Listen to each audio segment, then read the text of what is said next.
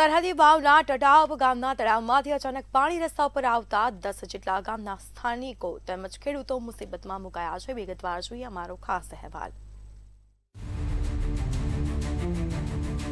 વાવ તાલુકાના ટડાવ ગામનું તળાવ 5 માસ પહેલા આવેલા વરસાદના કારણે ભરાઈ ગયું હતું।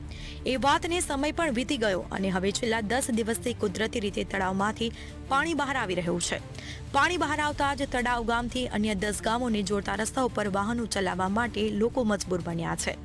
ખેડૂતો અને પશુપાલકો માટે આ પાણી આફતરૂપ બન્યું છે, જ્યારે શાળાએ જતા બાળકોને પણ મુસીબત વેઠવાનો વારો આવ્યો છે।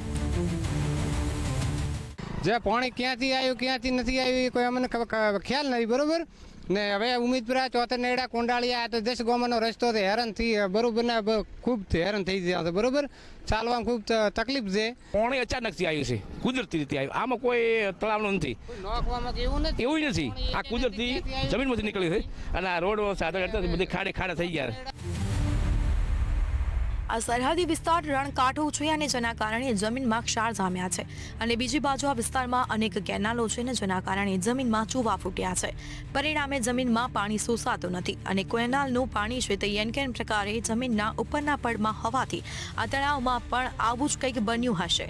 ત્યારે તંત્ર રસ્તા ઉપર આવતા પાણી મુદ્દે શું એક્શન લેશે તે હવે કહેવું મુશ્કેલ છે।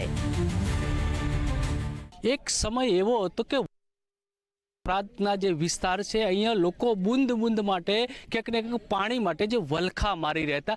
સમય બદલાયો, સમયનું ચક્ર બદલાયું, પરિસ્થિતિ કંઈક અલગ સામે આવી છે। સીધા દ્રશ્યો બતાવીશ ટડા ગામના। અહીંયા જે તળાવ છે, તળાવની અંદર જે પાણી ભરાયું છે ને એ પાણી ધીરે ધીરે ક્યાંક ને ક્યાંક રોડ ઉપર આવી રહ્યું છે। હાલ શિયાળો છે, નથી વરસાદ કે ક્યાંય નથી નદી નાળાના વહેણ આ તળાવમાં આવતા, પણ અહીંયા જે પાણી છે કુદરતી રીતે ક્યાંક ને ક્યાંક રોડ ઉપર આવે છે, જેને કારણે અહીંના જે લોકો છે આ બાબતને લઈને વારંવાર તંત્રને રજૂઆતો કરી હતી, પણ હજી સુધી નક્કર કાર્યવાહી થઈ નથી। ત્યારે આપણે અહીંના સરપંચ જોડે સીધી વાત કરીશું। સરપંચ, રિયાલિટી શું છે?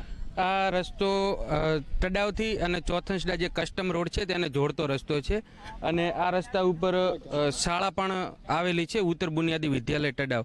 અહીંયા આ પાણીના લીધે બસો પણ બંધ કરવામાં આવી છે, જેમાં કેટલાક વિદ્યાર્થીઓનું ભણતર પણ બગડે છે। એ CHC સેન્ટર લાગે છે, હોસ્પિટલ છે, સરકારી દવાખાનું, તો ત્યાં પણ લોકોને આવવા જવા માટે મુશ્કેલી પડે છે અને અચાનક જો આ રસ્તા ઉપર આ રીતે પાણી વધતું જશે તો રસ્તો તો બ્લોક જ થઈ જવાનો છે, તો લોકોને 10 થી 15 કિલોમીટર ફરીને આવવું પડે એમ છે।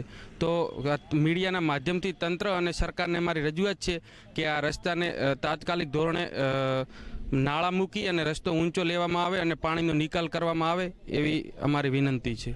ચોક્કસથી તો અહીંયા જ્યારે વાવ થરાદ જિલ્લાનું નવસર્જન થયું છે, વિકાસના અનેક દાવા થઈ રહ્યા છે, ત્યારે મંતવ્યની જે રિયાલિટી સામે બતાવી છે, ત્યારે અહીંનું જિલ્લા તંત્ર આ બાબતને લઈને શું એક્શન લે છે એ જોવાનું રહ્યું।